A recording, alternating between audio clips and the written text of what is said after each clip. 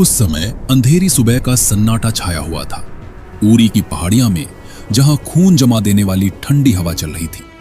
18 सितंबर 2016 सुबह के ठीक 4 बजे भारतीय सेना का एक छोटा सा कैंप जहां जवान अपनी ड्यूटी निभा रहे थे, अचानक अंधेरे से निकल आए 6 आतंकी ग्रेनेड फेंके, अंधाधुंध गोलीबारी हुई, चीखें गूंजी, धमाके हुए। 18 से 19 बहादुर जवान शहीद हो गए। खून से सनी धरती, टूटे हुए सपने। यह था उरी हमला और पाकिस्तानी आतंक का क्रूर चेहरा। लेकिन यह अंत नहीं था, यह तो बस शुरुआत थी एक ऐसी साजिश की जो युद्ध की कगार पर खड़ी दुनिया को हिला देगी। क्या भारत चुप रहेगा या फिर सीमा रेखा पार करके बदला लेगा? एक गुप्त योजना जो राष्ट्रीय सुरक्षा परिषद के गलियारों में जन्म लेगी। सुनिए उस रात की अनकही दास्तान। उस समय देश में शोक की लहर दौड़ गई। टेलीविजन स्क्रीन पर शहीदों के चेहरे, परिवारों के आंसू। दिल्ली से लेकर कश्मीर तक गुस्सा उफान पर था। प्रधानमंत्री नरेंद्र मोदी ने तुरंत प्रतिक्रिया दी कि ये कायर नहीं मानेंगे, दोषियों को सजा मिलेगी चाहे कुछ भी हो जाए। उनके शब्दों में था एक संकल्प, लेकिन दिमाग में सवालों का तूफान भी। क्या करें? और ऊपर से राजनयिक दबाव। सीमा रेखा पार करना मतलब युद्ध की शुरुआत। पाकिस्तान की सेना हाई अलर्ट पर थी, अंतर्राष्ट्रीय निगाहें टिकी हुई। लेकिन पीएम मोदी जानते थे चुप्पी कमजोरी है, जवाब देना ही होगा, और वो भी ऐसा जो दुश्मन को सबक सिखा दे। इस बीच दिल्ली के सीक्रेट कमरों में काम शुरू हो चुका था। राष्ट्रीय सुरक्षा सलाहकार अजीत डोभाल, जिन्हें फॉक्स कहा जाता है अपनी चालाकी के लिए, जिन्होंने तुरंत एक मीटिंग बुलाई 3 सर्विस चीफ्स की। Army chief general Dalbir Singh Suhag, navy chief और एयर चीफ, सबको इकट्ठा किया। लेकिन यह कोई नई योजना नहीं थी। साल भर पहले 2015 में म्यांमार में एक सफल ऑपरेशन ने प्रेरणा दी थी। तब पैरा स्पेशल फोर्सेज ने NSCN के 60 आतंकियों को मार गिराया था। जनरल दलबीर ने उसी मॉडल पर काम शुरू किया, सीमा रेखा पार सर्जिकल स्ट्राइक्स। लेकिन म्यांमार के बाद यह योजना तेज रफ्तार पकड़ ली। खुफिया एजेंसियां एक्टिव, रॉ और NTRO सैटेलाइट इमेजरी से नजर रख रहे थे। हिजबुल मुजाहिदीन के सूत्रों से जानकारी आ रही थी पाकिस्तान अधिकृत कश्मीर में आतंकी लॉन्च पैड्स के लोकेशन की। फिर 4 टारगेट चुने गए, भिम्बेर, हॉट स्प्रिंग्स, लीपा और केल। लेकिन सवाल था कब, कैसे और सबसे बड़ा हमला कैसे किया जाए? और अगर पाकिस्तान ने जवाब दिया तो 21 सितंबर कैबिनेट कमिटी ऑन सिक्योरिटी की पहली मीटिंग प्रधानमंत्री मोदी की अगुवाई में।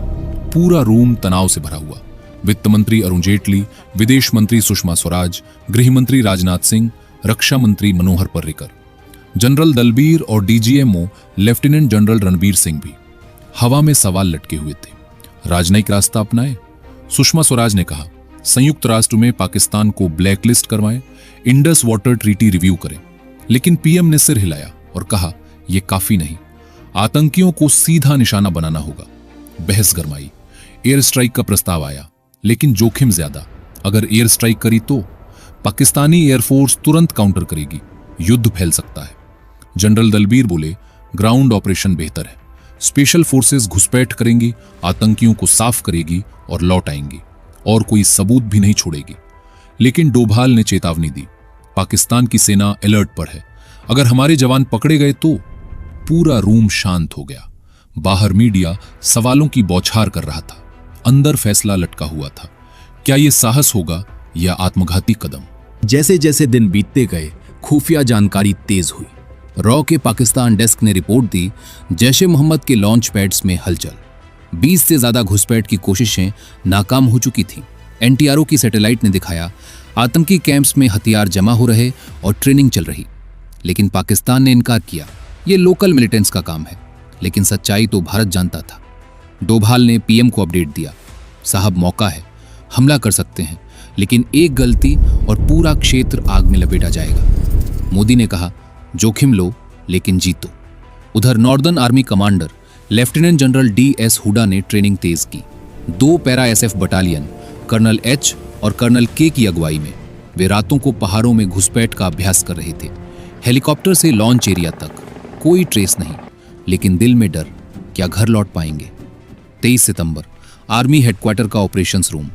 पीएम मोदी खुद पहुंचे, डोभाल और एक मेजर जनरल के साथ।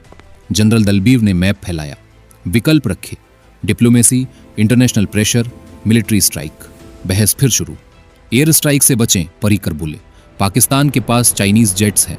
सुषमा ने जोड़ा, अमेरिका को मनाएं, लेकिन समय लगेगा। जनरल रणबीर ने प्रस्ताव रखा, सर्जिकल स्ट्राइक, 4 किलोमीटर अंदर घुसेंगे, लॉन्च पैड्स तबाह करेंगे।